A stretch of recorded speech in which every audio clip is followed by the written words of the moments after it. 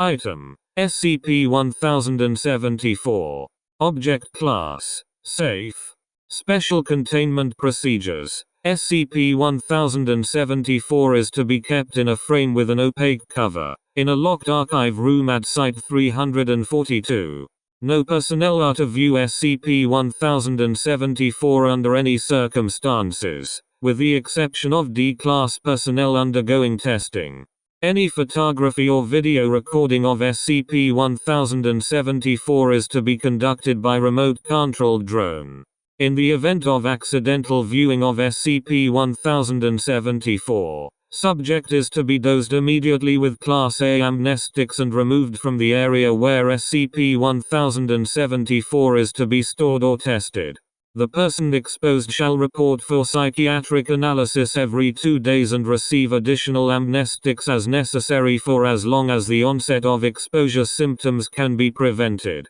Description: SCP-1074 is a portrait-sized oil painting on canvas, produced by an unidentified artist. When photographed or videotaped, the entirety of SCP-1074 appears to be painted a uniform shade of gray, with distinctly visible brush strokes.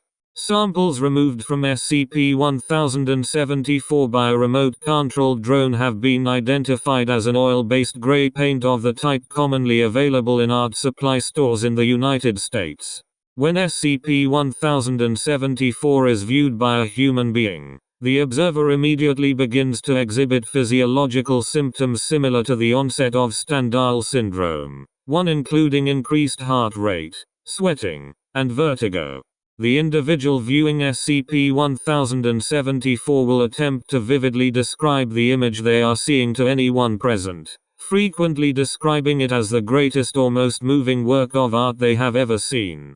Statements from persons so affected describe it not as a blank gray canvas, but as a highly detailed painting of an inconsistent nature. No two individuals exposed to SCP-1074 have described the same painting. Recurring themes in subject statements describe imagery suggesting human mortality, individual insignificance, legal or moral judgment, religious eschatology, and redacted. Once viewing SCP-1074, the subject will not willingly turn their gaze from it unless physically restrained, and will attempt to convince anyone else in their presence to look at it as well. Subjects will become rapidly disoriented and detached, attempting to discuss philosophical questions raised by the painting, of an increasingly esoteric nature as exposure continues.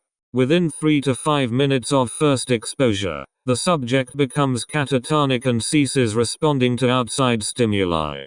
No means of reversing this state of catatonia has been discovered. The subject will remain stationary and die of natural causes within several days unless physically tended to.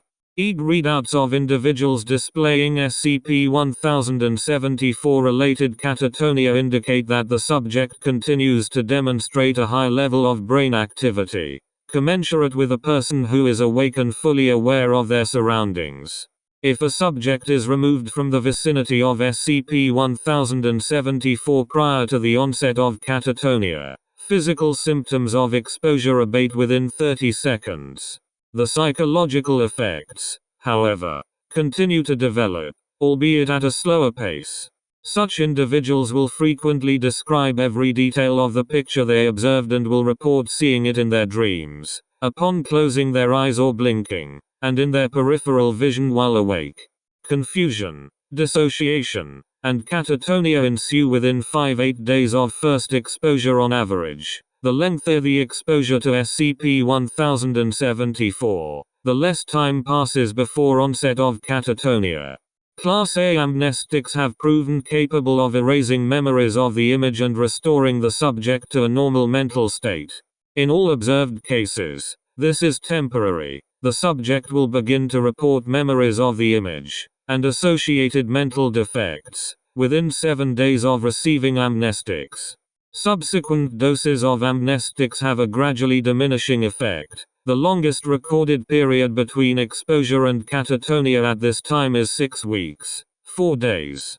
SCP-1074 came to the Foundation's attention on 20, following reports of an outbreak of mass hysteria at the gallery in Redacted.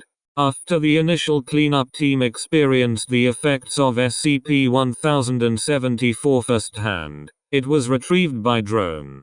Gallery management stated that the exhibition of the painting, titled Stendhal's Nightmare, had been arranged indirectly by the artist's agent, had been delivered and installed the night before by a staff under the agent's direction, and was covered by a veil until it was exposed at the opening of the exhibition. All contact information provided by the gallery was found to be fraudulent.